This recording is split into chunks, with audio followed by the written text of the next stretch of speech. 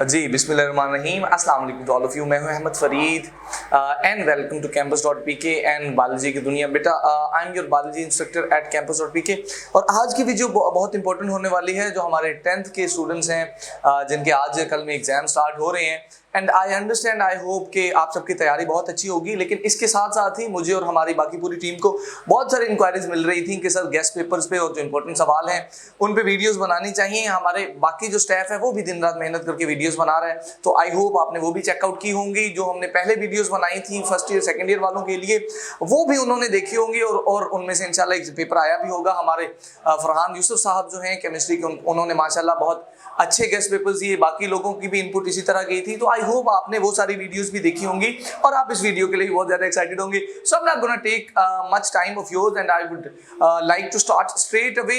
आज की जो वीडियो है मैं थोड़ी सी चीजें एक्सप्लेन करता चलूं। ये हमारे पंजाब के जितने भी बोर्ड्स हैं उनको टेकिंग इनटू कंसिडरेशन के बाद बनाई गई है। इसके अलावा फेडरल के जो स्टूडेंट्स हैं वो भी इससे फायदा उठा सकते हैं। हो सकता है कहीं ना कहीं आपको ऐसा लगे कि आपके बोर्ड के सिलेबस के अलावा भी कोई एक आधा टॉपिक एडेड है, तो क्योंकि हमने कोशिश की है कि सारे बोर्ड्स को कवर करें, तो इसलिए हो सकता है कि कोई एक आधा सवाल आपके सिलेबस में ना हो, तो आपने उस सवाल को स्ट्रेट अवे स्किप कर देना है। उस पर आपको टाइम जाया करने की जरूरत नहीं है और आपने बाकी क्वेश्चंस को जो मैं आज आपको बताने जा रहा हूँ बहुत तैयारी के साथ, बहुत मेहनत के साथ और बहुत लगन के साथ तैयार करना है। अब मैं करूंगा ये कि पहले आपके साथ straight away short question explain करूंगा 9 के 9 चैप्टर्स के, कि किस चैप्टर में से आपने कौन से सवाल करने हैं। आप पेन एंड पेपर लेके बैठ जाइए, साथ साथ नोट करते जाइए। पहले हम शॉर्ट को डिस्कस करते हैं, फिर मैं आपको बड़े इंपॉर्टेंट लॉन्ग बताऊंगा। So let's go head and let's start. भाई हम स्टार्ट करेंगे अपने चैप्टर नंबर 10 से, जो हमारा पहला चैप्टर है और है गैसियस एक्सचेंज वाला। उसके मैं शॉर्ट क्वेश्चन आपको बताने लगा हूं। भाई उसमें से आपने जो शॉर्ट क्वेश्चन करने हैं, पहले हम क्योंकि शॉर्ट डिस्कस कर रहे हैं तो चैप्टर 10 हमारा सबसे पहले हम डिस्कस करेंगे। और चैप्टर नंबर 10 में से आपने जो शॉर्ट क्वेश्चन डिस्कस करने हैं उनमें सबसे पहला है ब्रीदिंग का शॉर्ट क्वेश्चन। यानी ब्रीदिंग क्या है, आपको ब्रीदिंग की डेफिनेशन को अंडरस्टैंड करना है और ब्रीदिंग के साथ सेलुलर रेस्पिरेशन की डेफिनेशन को अंडरस्टैंड करना है। अब अगेन ये कुछ बोर्ड्स में ये सवाल मौजूद नहीं होगा, कुछ बोर्ड्स में ये वाला क्वेश्चन है, तो जिनका है वो करेंगे, जिनका नहीं है वो स्किप कर देंगे। The second question will be बेटा स्टोमेटा और लेंटिसेल्स का डिफरेंस। स्टोमेटा क्या होते हैं और लेंटिसेल्स क्या होते हैं, ये सवाल बड़ा इंपॉर्टेंट है considering the condition of the previous exams that have been taken in 2020। बहुत अहम सवाल है, बहुत इंपॉर्टेंट सवाल है, आपने इस पे लाजमी फोकस करना है। Difference between stomata and lenticels. Number 3 that we have is the function of nose hairs. आपको पता है ना, नेजल कैविटी के जो नोस्ट्रिल्स हैं, नोस्ट्रिल्स के अंदर नोज हेयर्स होते हैं, तो नोज हेयर्स का फंक्शन क्या है। Now this is the third question you people need to focus.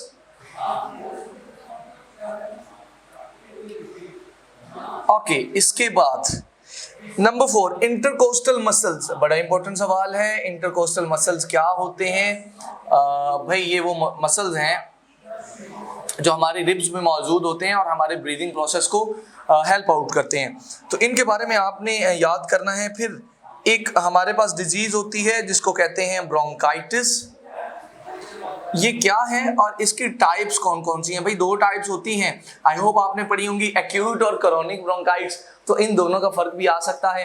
ये चंद एक सवाल है जो आपको चैप्टर 10 से करने की जरूरत है। फिर कुछ बोर्ड्स में पैसिव स्मोकिंग वाला भी टॉपिक है, तो स्मोकिंग का ओवरऑल जो टॉपिक है उसमें से पैसिव स्मोकिंग की डेफिनेशन करने की जरूरत है आपको। फेडरल वालों को खास तौर पे, सॉरी पंजाब वालों को फेडरल का ये टॉपिक नहीं है पैसिव स्मोकिंग वाला, लकीली। तो अगर आपके ये सवाल क्लियर हैं तो we are done with the chapter number 10। आइए चैप्टर 11 पे चलते हैं। और चैप्टर नंबर 11 में मेरा बेटा आपको जो सबसे पहली चीज अंडरस्टैंड करने की जरूरत है वो 3-4 टर्म्स हैं जिनकी डेफिनेशंस आपको आनी चाहिए। The one is homeostasis, other one is thermoregulation,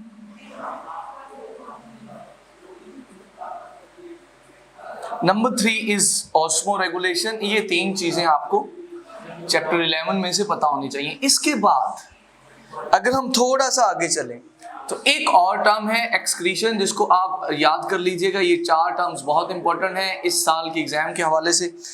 उसके बाद गुटेशन, भाई वो जो पत्तों की टिप्स पे पानी आ जाता है उसको गुटेशन कहते हैं, तो गुटेशन की डेफिनेशन लाजमी याद कीजिएगा। फिर दो स्ट्रक्चर्स बड़ी इंपॉर्टेंट है इस चैप्टर में, एक है स्ट्रक्चर ऑफ किडनी, आपको किडनी की स्ट्रक्चर बनानी आनी चाहिए और लेबल करनी आनी चाहिए, दोनों काम आपको आने चाहिए। और किडनी की स्ट्रक्चर के साथ नेफ्रॉन की स्ट्रक्चर, जो फेडरल वाले, जो हमारे कैंपस वाले रेगुलर स्टूडेंट्स हैं उनको मैं बताता चलूं, आपको अगर नेफ्रॉन की स्ट्रक्चर वो एग्जाम में देता है तो आपने वो स्ट्रक्चर ड्रॉ करनी है जिसके इर्द गिर्द हमने वेन्स की स्ट्रक्चर, वेन्स को भी पढ़ा था, यानी वो कॉम्प्लिकेटेड स्ट्रक्चर जिसमें न्यूरॉन भी होता है और उसके अराउंड वेन्स भी हैं, ब्लड कैपिलरीज भी हैं, आर्टरीज भी हैं, आपने वो वाली स्ट्रक्चर जो है ना वो ड्रॉ करने की कोशिश करनी है, जो कि मैंने आपको लेक्चर में सिखाई थी। ठीक है जी, आगे चले तो एक दो चीजें और हैं जिनकी टर्मिनोलॉजीज या डेफिनेशंस आपको याद करने की जरूरत है। एक चीज है Bowman capsule and the second thing is glomerulus. इन दोनों का डिफरेंस कि बोमेन कैप्सूल क्या है और ग्लोमेरुलस क्या है, ये भी आपको अंडरस्टैंड करने की जरूरत है। एंड फाइनली हीमोडायलिसिस क्या होती है। भाई आपने दो तरह की डायलिसिस पढ़ी होगी, एक पेरिटोनियल डायलिसिस और हीमोडायलिसिस। तो हीमोडायलिसिस जो बेसिकली डायलाइजर के थ्रू होती है उसको आपको पढ़ने की जरूरत है शॉर्ट क्वेश्चन के पॉइंट ऑफ व्यू से, कि 1 2 3 4 लाइनें आपको एटलीस्ट आती हूं। अब अगर मैं आगे चलूं और आपके साथ चैप्टर 12 की बात करूं तो ये क्योंकि थोड़ा सा लेंथी चैप्टर है, इसमें आपको थोड़े से ज्यादा सवाल याद करने पड़ेंगे, बट डोंट यू वरी, ये पूरी बुक के मुकाबले में बहुत थोड़े हैं एंड आई होप कि आप सब लोग ये याद कर सकेंगे। अच्छा जी, रिसेप्टर और इफेक्टर, पहला मेन डिफरेंस, रिसेप्टर क्या होता है, इफेक्टर क्या होता है। सेकेंड थिंग, न्यूरॉन की स्ट्रक्चर, सिर्फ स्ट्रक्चर आपने याद करनी है, न्यूरॉन की बनानी आनी चाहिए, लेबल करनी आनी चाहिए। उसके बाद ब्रेन की protection, how brain is protected. एक सवाल ये आता होता है कि हमारा ब्रेन जो है उसको हमारी बॉडी ने कैसे प्रोटेक्ट किया हुआ है, तो इसको आपने लाजमी याद करना है। उसके बाद after that if we move on मेरा बच्चा, तो टाइप्स ऑफ नर्व्स, नर्व्स की कितनी टाइप्स हैं भाई, 3 टाइप्स होती हैं, सेंसरी, मोटर और मिक्स, तो आपको याद होनी चाहिए ये क्या होती हैं। ओके जी, उसके बाद मिड ब्रेन का फंक्शन, जो मिड ब्रेन है, आपके जो ब्रेन का पार्ट है उसका फंक्शन क्या होता है, वन लाइनर सा फंक्शन है, वो आपने याद कर लेना है। फिर एक डिफरेंस है बेटा ऑटोनॉमिक और सोमैटिक नर्वस सिस्टम का, कि ऑटोनॉमिक नर्वस सिस्टम क्या होता है और सोमैटिक नर्वस सिस्टम क्या होता है। You people must understand both of these two things, कि इन दोनों में फर्क क्या है। एक दो सवाल और हैं दैट आई वुड लाइक कि आप लोग लाजमी याद करें। एक तो रोल ऑफ इंसुलिन, भाई इंसुलिन हमारी ग्लूकोज लेवल को कंट्रोल करती है। इसके अलावा मैं यहाँ चंद एक सवाल लिखने लगा हूं जो हमारे चैप्टर 12 से हैं, और वो हैं कि गोनेड्स क्या होते हैं। इनको बेटा आप जरूर देखिएगा, गोनेड्स की डेफिनेशन। गोनेड्स बेसिकली ग्लैंड्स हैं, रिप्रोडक्टिव ग्लैंड्स होते हैं। मेल्स में के जो गोनेड्स उनको टेस्टिस कहते हैं, फीमेल्स के गोनेड्स को एग्स कहते हैं। इनका इंट्रो 1-1.5 लाइन का, कि ये होते क्या हैं, इनके फंक्शंस क्या होते हैं, तो ये लाजमी याद कीजिएगा। Finally a very important question and one of my favourite campus के बच्चों को पता होगा, the one with the feedback. भाई फीडबैक की दोनों टाइप्स, पॉजिटिव फीडबैक क्या होती है and also the favourite of the examiner as well, कि पॉजिटिव फीडबैक क्या होती है और नेगेटिव फीडबैक क्या होती है, इन दोनों की डेफिनेशंस और एक एग्जांपल आपने लाजमी याद करनी है शॉर्ट क्वेश्चन के पॉइंट ऑफ व्यू से। ये जो फेडरल वाले लोग हैं उनके लिए तो सवाल बहुत इंपॉर्टेंट है, क्योंकि ये उनके 3 मार्क्स के क्राइटेरिया में फिट इन होता है, तो बहुत ज्यादा चांसेस है इसके आने के। आगे चलते हैं, 3 हमारे चैप्टर्स हो चुके हैं, 10, 11, 12। I won't take much time, इसी स्पीड से हमने पढ़ना है, 5-10 मिनट आगे और चाहिए। आ जाए मेरे साथ over the chapter 13 and let's talk about this one as well. और इसमें आपको सबसे पहला सवाल, एंडोस्केलेटन एक्सोस्केलेटन में फर्क क्या है। एंडो इनसाइड, एक्सो आउटसाइड, मैंने समझाया हुआ आपको, ठीक है जी। फिर हमारा जो स्केलेटन है उसके फंक्शंस क्या है, ये मैं अभी साइड पे हूँगा तो आप लोगों को ये सवाल नजर आना शुरू हो जाएंगे, functions of the skeleton, and I hope आप पेन एंड पेपर पकड़ के लिख भी रहे होंगे। कॉम्पैक्ट बोन और स्पॉन्जी बोन में फर्क क्या होता है, एंड फाइनली कॉन्ड्रोसाइट्स और ओस्टियोसाइट्स में फर्क क्या है। ये बोन के और कार्टिलेज के बेसिकली सेल्स होते हैं। कॉन्ड्रोसाइट्स जो हैं वो कार्टिलेज के सेल्स हैं और ओस्टियोसाइट्स जो हैं वो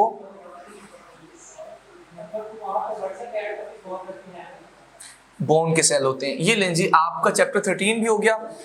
आज हम जरा क्विकली चलते हैं चैप्टर नंबर 14 पे। अगेन ये थोड़ा सा लेंथी चैप्टर है, थोड़े से ज्यादा, कंपैरेटिवली ज्यादा सवाल आपको याद करने पड़ेंगे। इसके लिए number 1 is sexual and asexual reproduction का फर्क। सेक्सुअल रिप्रोडक्शन क्या होती है, एसेक्सुअल रिप्रोडक्शन क्या होती है, इनका डिफरेंस आपने याद करना है लाइन लगा के। भाई सेक्सुअल रिप्रोडक्शन 2 पेरेंट्स इन्वॉल्व ना, फ्यूजन ऑफ गैमीट ना, ठीक है ना। उधर एसेक्सुअल में क्या होता है, 1 पेरेंट इन्वॉल्व होता है, गैमीट नहीं बनते, ठीक है ना, जाइगोट बनता है। ओके जी, parthenogenesis, let's talk about this thing. क्या होता है भला पार्थेनोजेनेसिस में? भाई पार्थेनोजेनेसिस एक ऐसी टेक्निक होती है जिसमें एग डायरेक्टली डेवलप हो जाता है जाइगोट में। देखिए मैं आपको सवाल भी बता रहा हूँ, आंसर भी बता रहा हूँ, जो जिन लोगों ने पढ़ा हुआ है वो बहुत क्विकली पिक कर रहे होंगे, आई होप दैट। अच्छा, पार्थेनोजेनेसिस, उसके बाद बेटा केलेक्स एंड कोरोला, इसके पार्ट होते हैं हमारे फ्लावर के, केलेक्स भी कोरोला भी। इनका डिफरेंस आपने याद रखना है, इनको ड्रॉ करना आपको आना चाहिए। पूरी फ्लावर की जो स्ट्रक्चर है ना, वो आपको ना ड्रॉ करनी आनी चाहिए, वो बहुत इंपॉर्टेंट है, फ्लावर की जो स्ट्रक्चर है। अच्छा, इनका डिफरेंस की होते क्या है, लाइन लगा के डिफरेंस और फ्लावर की स्ट्रक्चर मैंने कॉम्प्लीमेंट्री बता दी। अच्छा, गेमेटोफाइट और स्पोरोफाइट क्या होती है?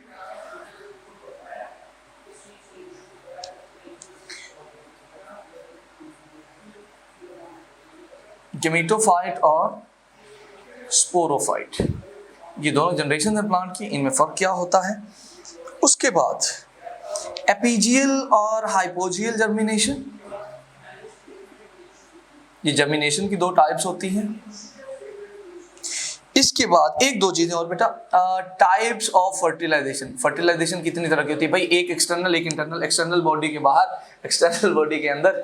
टाइप्स ऑफ फर्टिलाइजेशन ये आपने याद करनी है, इनका डिफरेंस आपने याद करना है। अगर ये सवाल हो गए मेरे बेटो इंशाल्लाह अज़्ज़वजल, तो अल्लाह ताला करम करेंगे और बहुत बेहतरी होगी। ये करना था काम आपने चैप्टर 14 से। आगे चलते हैं चैप्टर 15 पे और let's talk about that as well.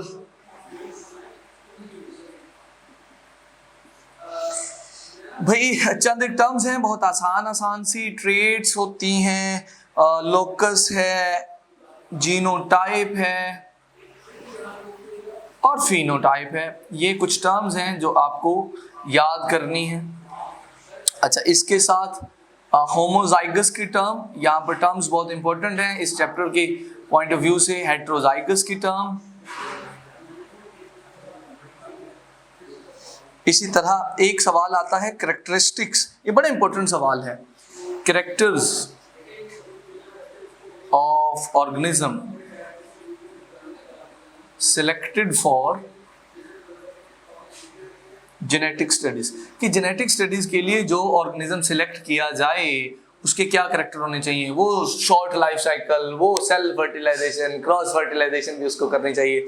तो इस तरह की सारी बातें हम यहाँ पे करेंगे चैप्टर नंबर 15 में। उसके बाद जो लॉज है मेंडल के दोनों, उनकी आपको ना स्टेटमेंट्स याद करने की जरूरत है। मेंडल के दोनों लॉज की स्टेटमेंट्स याद करने की जरूरत है। आगे चलते हैं और चैप्टर 16 की बात करते हैं बेटा। इसमें भी कुछ टर्म्स हैं जो आपको याद करनी है। इकोसिस्टम, इकोलॉजी, प्रोड्यूसर्स क्या होते हैं, कंज्यूमर्स क्या होते हैं, इकोलॉजिकल पिरामिड्स का कॉन्सेप्ट,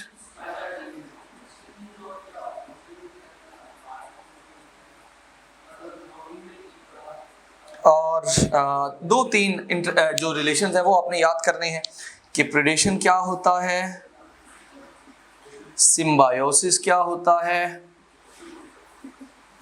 और म्यूचुअलिज्म क्या होता है। सो ये जो चीजें हैं ये आपको अंडरस्टैंड करनी है चैप्टर 16 से।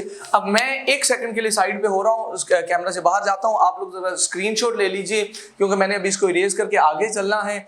हमारे 2 चैप्टर्स अभी रहते हैं जिनके हमने शॉर्ट क्वेश्चन डिस्कस करने हैं और बाकियों के लॉन्ग करने हैं। सो मैंने आपको टाइम दिया, आपने स्क्रीनशॉट ले लिया होगा। Let me raise some few things from the board और फिर हम जो हमारे बाकी पोर्शंस हैं उनकी भी बात करते हैं। अच्छा, हमारे चैप्टर 16 तक शॉर्ट क्वेश्चंस हो गए, एक रह गया 17 वाला और एक 18 वाला, और कुछ चैप्टर्स के जो सिलेक्टिव लॉन्ग क्वेश्चंस हैं मैंने वो आपको बताने हैं। आइए जरा उनकी बात करते हैं। चैप्टर नंबर 17 में जो सवाल आपको याद करने हैं, first of all it will be genetic engineering, कि जेनेटिक इंजीनियरिंग क्या होती है।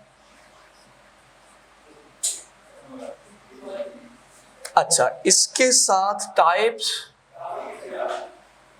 ऑफ फर्मेंटेशन, जो फर्मेंटेशन का प्रोसेस है उसकी टाइप्स क्या हैं, जेनेटिक इंजीनियरिंग के ऑब्जेक्टिव्स क्या हैं, जीई फॉर जेनेटिक इंजीनियरिंग, और फाइनली जो इंडस्ट्रियल प्रोडक्ट्स हैं वो कौन कौन सी हैं। अब इंडस्ट्रियल प्रोडक्ट्स का ना एक पूरा टेबल बना हुआ है, इफ आई रिमेम्बर करेक्टली, तो वो बना हुआ है पेज नंबर 142 पे। वो आपने ना कंप्लीटली याद करना है। उसको अगर याद कर ले, वहां से सवाल आने के चांसेस काफी ज्यादा हैं कि ये प्रोडक्ट कौन सा ऑर्गेनिज्म बनाता है और उसका जो फंक्शन है उस पर्टिकुलर प्रोडक्ट का क्या है। आइए चैप्टर 18 की बात करते हैं, जो हमारा फाइनल चैप्टर है। शॉर्ट क्वेश्चंस के हवाले से मेडिसिनल ड्रग्स, सबसे पहली बात क्या होती हैं,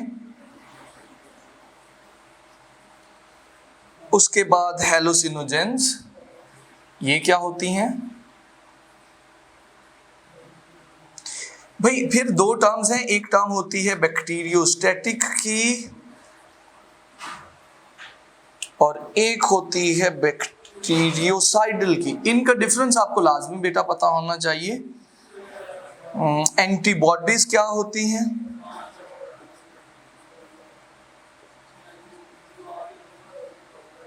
एंटीजेंस क्या होती हैं, इन दोनों का डिफरेंस, एंटीबॉडी एंटीजेंस का डिफरेंस।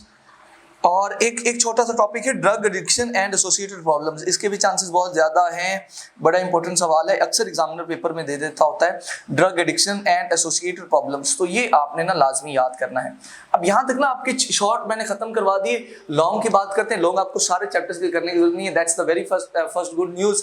अब बात करते हैं आपको कौन कौन से चैप्टर्स के करने हैं। 4 चैप्टर्स की कौन से करने हैं और वो भी बड़े सिलेक्टिव। आइए आप बात करते हैं उनके बारे में। सबसे पहले आपने लॉन्ग क्वेश्चंस जो करने हैं बेटा, वो करने हैं चैप्टर 11 में से, और चैप्टर 11 में से the question that you need to prepare वो दो हैं। एक तो है स्ट्रक्चर ऑफ किडनी, जो मैंने आपको शॉर्ट में भी बताया था, किडनी और इसके साथ साथ नेफ्रॉन, इन दोनों की ना आपको स्ट्रक्चर करने की जरूरत है। तो एक सवाल तो ये हो गया ना। दूसरा आपको करने की जरूरत है फंक्शनिंग ऑफ किडनी,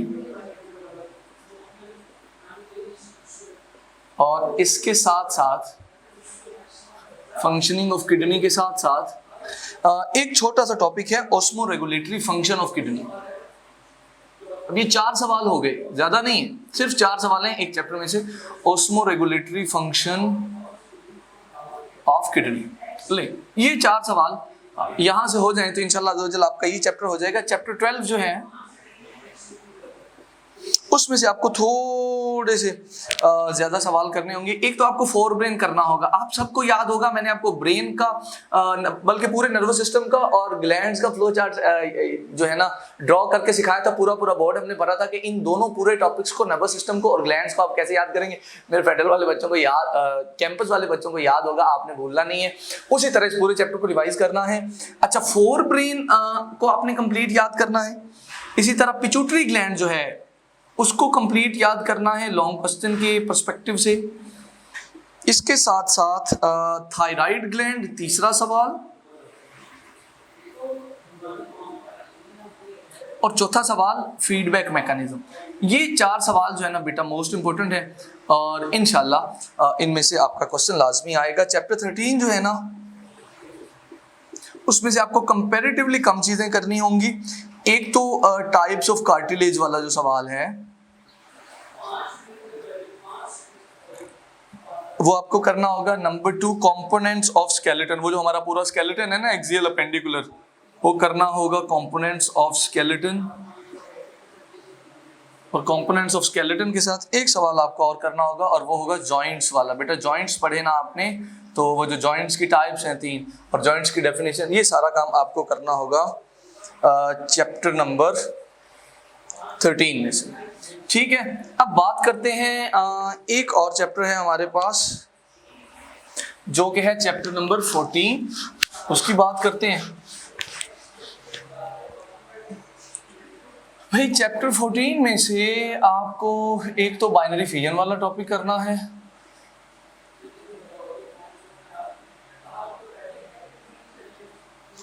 उसके बाद आपको ग्राफ्टिंग और कटिंग वाला टॉपिक करना है लॉन्ग क्वेश्चन के पर्सपेक्टिव से,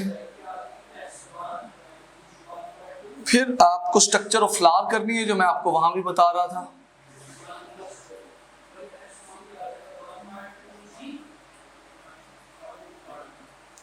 एक और क्वेश्चन आपको करना है germination of seed and that's it.